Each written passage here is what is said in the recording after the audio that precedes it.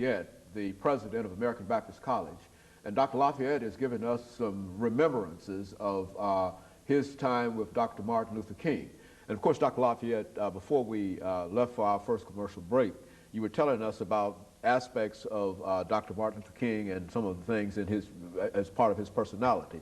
But let's look at the civil rights movement in its entirety from the point of view of post-1960 and after 1960. Exactly what did it mean to live in a segregated America at the time, not only a segregated South, but a segregated America? And let's look at it so for those of our viewers who might not understand what the celebration is all about, let's look at it from that perspective.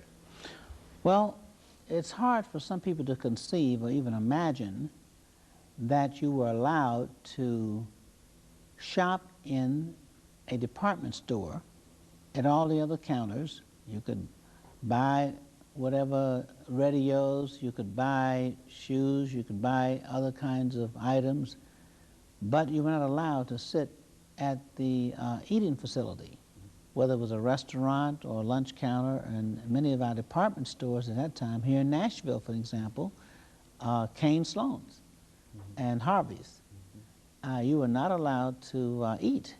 Even if you had the money, but you were not allowed to eat. Now, it's interesting that they would allow you to have takeout. There was a little takeout counter on the side. You could stand. But it was something about sitting down that they found very offensive. In fact, it's hard to believe the laws. There were actually laws that made it illegal for black people and white people to sit down in the same restaurant. So even if the restaurant owner wanted to provide services for everyone and didn't care, he would be in violation of the law. And so the laws had the police authority of the state to back them up. And so it was not really the ability of just the general population. Or individual proprietor. It had to do that. Sure. Individual proprietor, you couldn't decide how you're going to run your place or who you were going to serve.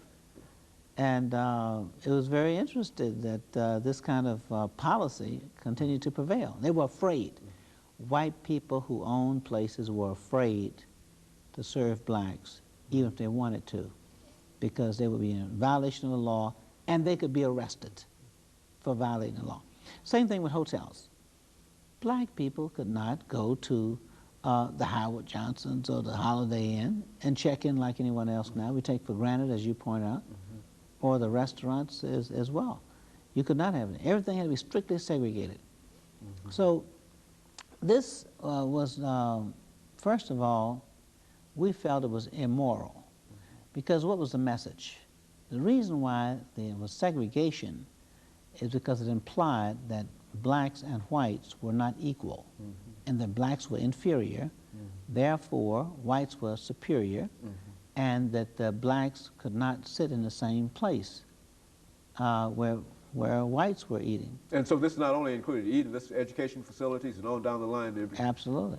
Sports, you could not play against each other's teams like we have here in our colleges and universities. In fact, you could not sit in the same classroom at the university. And in one case, they did allow you to open up and sit in the same classroom, but then you couldn't live in the dormitories.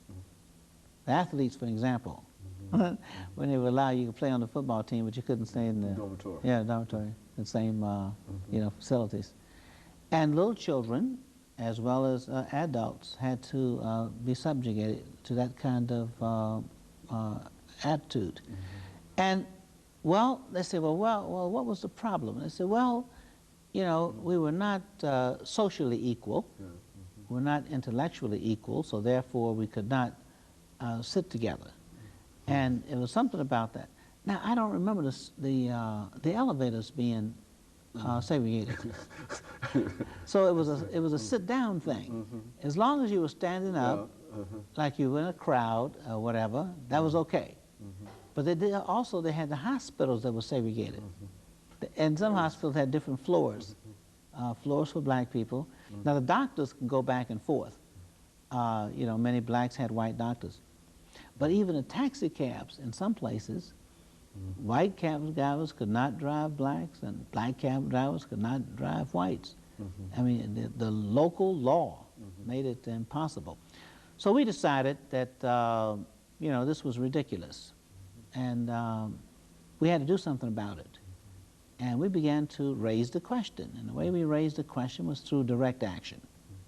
We said that, no, there's something immoral about this. It's a negative statement on a whole group of people. And here in Nashville, we have doctors, lawyers, intelligent people. I don't know if you remember this, but we had blacks on the city council, but had to drink out of segregated water fountains at City Hall. Of course, the jails were segregated. It didn't make sense. But I think it fell actually on the weight of its own ignorance. Because I think whites were tired of this kind of thing too, because it was living a lie. Because the segregation itself implied inequality and unequal status of people because of their race, the color of their skin. Had nothing to do with their intelligence, their background, or their interests, or the culture. And here at the same time, for example, in Nashville, you had artists, and you had Honorable Tem. You had people who were great writers. You know, James Weldon Johnson. You know, I mean, Nashville has produced all kind of. Here you had the Jubilee singers who would go around the world and sing and be treated in royal fashion. But when they came back to Nashville, you know, they're just like boys and girls who were, you know, servants of some sort. But all those things, fortunately, have come to pass to a certain degree. And at least the law has changed. You cannot legally segregate against a person or discriminate because of their color of their skin. But these are things that we don't want to forget, because this is the thing that Martin Luther King died for. He fought for, and many others died for in the struggle, and many people were jailed. I myself was jailed about 23 times. I don't regret any moment I ever spent in jail.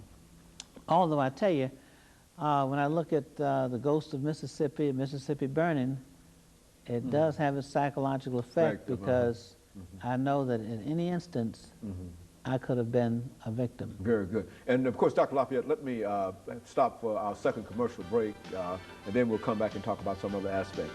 And we'll be back with you following this commercial break.